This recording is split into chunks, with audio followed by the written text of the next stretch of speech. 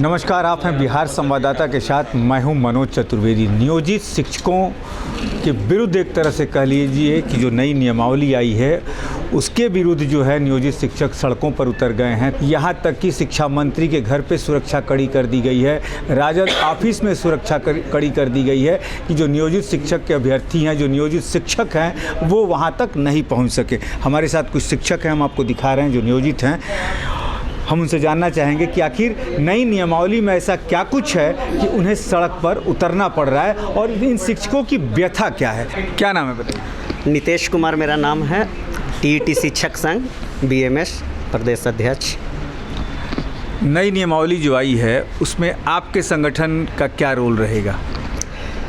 हम सभी टीईटी शिक्षक संगठनों का एक कॉमन मांग है कि या तो बिहार के सभी शिक्षकों को एक बार राज्यकर्मी का दर्जा देते हुए सामंजित कर दिया जाए, या फिर सरकार को ये लगती है कि ये शिक्षक योग्य नहीं हैं। हम लोगों ने सुप्रीम कोर्ट में भी सरकार से कहा था कि अगर आपको लगता है कि हम योग्य नहीं हैं तो आप फिल्ट्रेशन कर लीजिए, आप हमारा परीक्षा भी ले लीजिए। हम एक बार तो परीक्षा दे के आए ही हैं, पुनः भी आप हमारी योग्यता का परीक्षा ले लीजिए। लेकिन हमें वो चाहिए जो आप नियमित शिक्षक को दे रहे हैं, राज्यकर्मी का दर्जा, जो ग्रेड पे जो स्केल उनको मिल रहा है वो सारी सुविधाएं हमको भी उपलब्ध कराइए। हम लोग परीक्षा से डरने वाले नहीं हैं। जैसा अभी आलोक भाई बता रहे थे कि 28 लाख अभ्यर्थियों में से हम केवल 1.25 लाख चुन के आए हुए हैं। कितने कड़ी परीक्षा और कंपटीशन रही होगी आप सोच लीजिए। अब पुनः सरकार ने एग्ज़ाम की ही बात की है बीपीएससी से, तो भाई आप हमको फ्रेशर के साथ क्यों बैठा रहे हैं?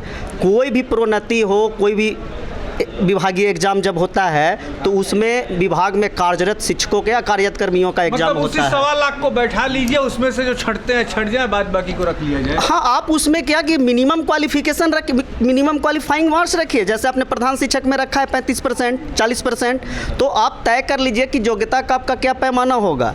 आप उसको तय कर लीजिए, आप हमारा एग्ज़ाम जब चाहे ले लीजिए, लेकिन इस शर्त पर एग्ज़ाम देंगे कि वो हमारा विभागीय एग्ज़ाम होगा और वो जो नियमित शिक्षकों की सुविधाएं, जो शिक्षकों को जो सुविधाएं दी जाती है वो सारी सुविधाएं दी जाए। ऐसा नहीं है कि कोई आकर्षक के नाम पर चाइनीज वेतनमान अपने नाम से कर दीजिए जो कहीं है ही नहीं। आप अपने मन से मुख्य कानून लागू करते हैं, रोज़ एक नया एक पैमाना तय कर देते हैं वेतनमान का, 30,500, 25,000, कोई भी जैसा मन में आता है वैसा वेतन स्ट्रक्चर तैयार कर देते हैं। तो जो बीपीएससी आप बना के रखें, बिहार पब्लिक सर्विस कमीशन, जिससे आप बीडीओ, एसडीओ, डीएसपी सारे रैंक के लोग को बहाल करते हैं, तो उसका एक अपना सम्मान है, अपना उसका एक मापदंड है कि उसके अंदर कितने, जैसा अभी बता रहे थे सर कि 9300 में 4200 मिनिमम ग्रेड पे है। आप उठा के 30,500 डाल देते हैं, मूल वेतन है ही नहीं उसमें। उससे कम का होता है तो बिहार स्टाफ सिलेक्शन कमीशन बहाली लेती है। तो आप ये फिर कैसे कर रहे हैं? आप सारी सुविधाएं दे, एक बार चाहे तो परीक्षा ले ले, मिनिमम क्वालिफाइंग मार्क्स तय करके।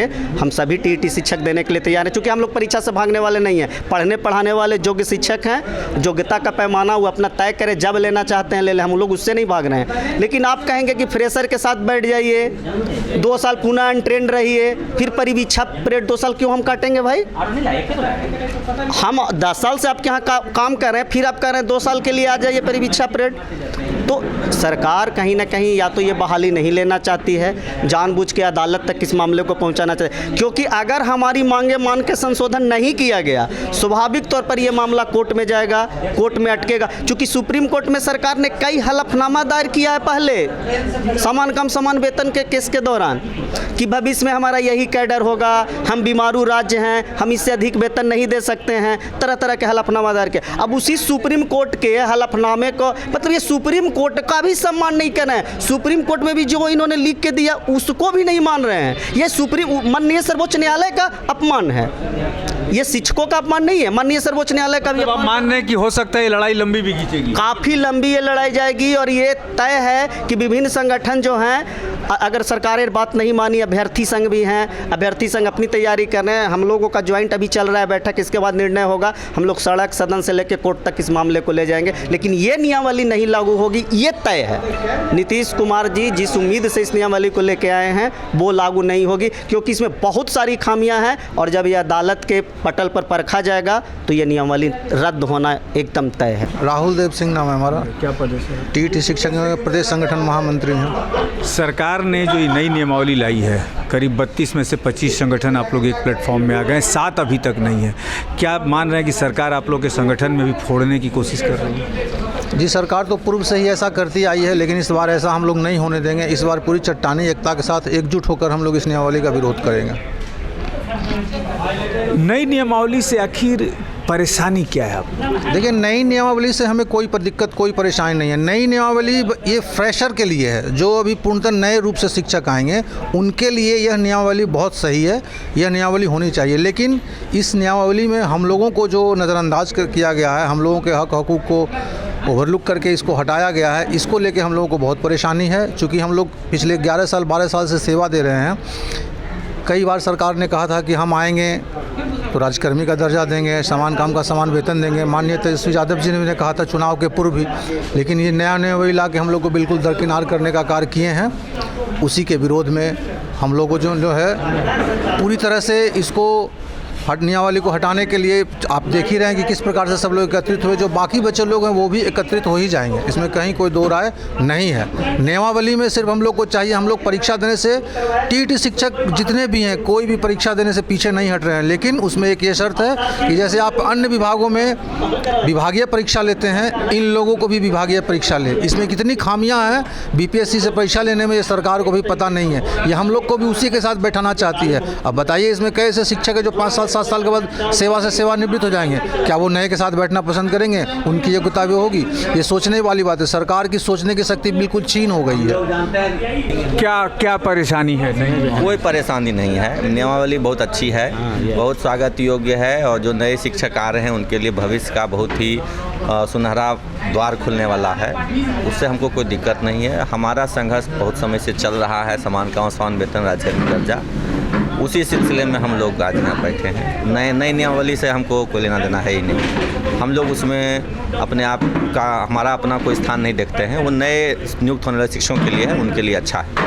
मतलब आप लोग टोटल नई नियमावली से अपने को अलग कर लीजिए। आपके साथी ने भी बताया कि नई नियमावली से कोई मतलब नहीं है। हम जो पुराने नियोजित शिक्षक हैं, हमसे डिपार्टमेंटल एग्ज़ाम लीजिए और जो प्रक्रिया उसके अनुसार आइए। जी, देखिए, अब जो नई नियमावली आती है तो नए डेट से लागू होगी ना।